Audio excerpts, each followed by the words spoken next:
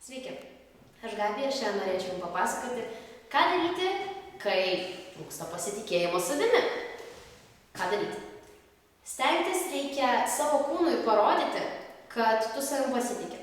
Aišku, šitom trumpam video aš nepaaiškinsiu, kaip savim pasitikėti visose gyvenimo atvejuose. Bet aš galiu jums pasakyti, ką daryti, kai tu eini prieš auditoriją ir tu savim žvėriškai nepasitiki. Ką daryti? Apsirenkite taip į tokius patogius rūbus, kurie jums iš tikrųjų yra patogus, verčia jaustis gerai. Užsidėkit savo gražiausius rūbus, kurie jums labiausiai patinka. Aišku, nepamirškite oficialumo. Bet tai iš tikrųjų duoda savo pasitikėjimo. Panelės, pasidažykit. Nepamirškite dezodorantų, nes iš tikrųjų labai daug žmonių kalbėdami, jie labai jaudinasi ir jie prakaituoja. Tai reikėtų nepamiršti dezodorantų ir stenkitės imti kažkokius tamsius rūbus tose vietose, jeigu tikrai turit problemą su šituo. Ir taip pat, ką daryti dar? Stenkitės atsistoję prieš auditoriją stovėti tiesiai. Stenkitės, galbūt pasižiūrėkite prieš tai kažkokių video žmonių, kurie jūs įkvepia ir kuriems yra pavyzdys ir kurie iš tikrųjų yra pripažinti žmonės, kurie tikrai gerai kalba ir savim pasitikė. Žiūrėkite į jų kūną, išjungkit garsą ir stebėkite jų kūną, ką jie daro. Jie stovi tiesiai, jie laiko savo rankas patogiai, jie gestikuliuoja, daro viską taip, kad jie jaustųsi geriau. Stenkitės atkopijuoti tai. Atsistokit prieš veidą ir žiūrėkit, kad įsitiestumėte ir taip toliau. Tokiu metu tada, kai jūs savo kūnui duodat refleksą, kad stovėk tiesiai, laikykis tiesiai ir taip toliau, tada jūsų kūnas duoda refleksą jūsų smegenims, kad jūs jaučiatės gerai. Ir tokiu atveju jūsų galbūt pasitikėjimas ir nepagerėja stipriai, bet jūs nebesijaudinsite taip stipriai ir žymiai geriau jausitės.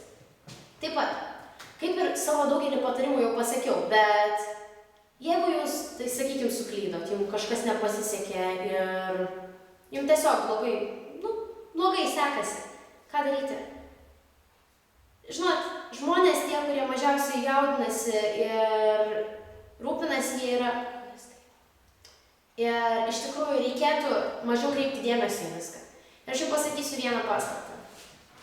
Jeigu kažko labai jaudinatės, kažko labai bijot ir bijot, kad nepasiseks, pagalvokit prieš tai, kaip man tai rūpės po 10 minučių.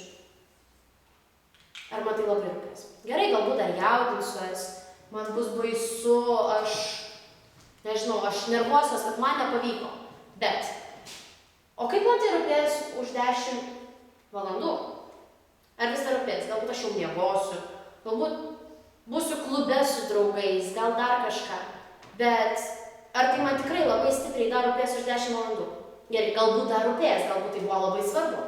Bet pagalvokit, kaip man tai rūpės už 10 dienų.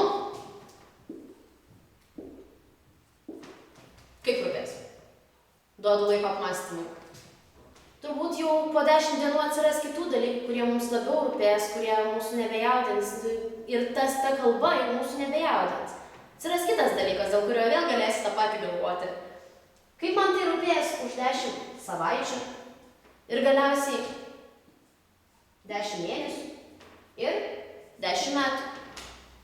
Argi viskas nepraranda prasmės? Yra tikrai daug daugiau dalykų, kurie labiau gąsdina ir dėl kurių reikėtų labiau jaudintis. Ir tas paprasta viešasis pasisakymas, jisai nieko nereiškia, tai rūpės daugiausiai 10 dienų. Tai stenkitės galvoti iš tos pusės, kad gyvenimas per trumpas, jaudintis ir nervuotis dėl tokių smulkių dalykų. Tikiuosi, kad gavote iš to naudos ir galbūt susitiksime kitame mano seminare. Geros dienos!